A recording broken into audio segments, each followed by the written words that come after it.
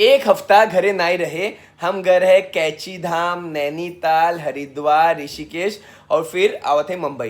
तो दूसर माई होथिन अपने लड़का के कितना मिस करे थी ना, कितना याद करे थे कि बेटवा घरे नहीं बेटा याद आवा था। हमार माई कहते एक हफ्ता घरे नहीं रहा, घरे में शांति रहा। बतावा ऐसे तुम्हार माई, सिर्फ माई नहीं हमार बहनों दोनों जने हम घरे में रही ना, इनका सब अच्छा नहीं लगा, इनका सब लगा था कि हम इनका से कितना परेशान करे थी। बतावा हम पगलाए ले है। बतावा हम घरे रहा था ही तो इनका से दिक्कत हो बाटे, इनका से शांति भंग के है। इतना मस्ती कौन मस्ती?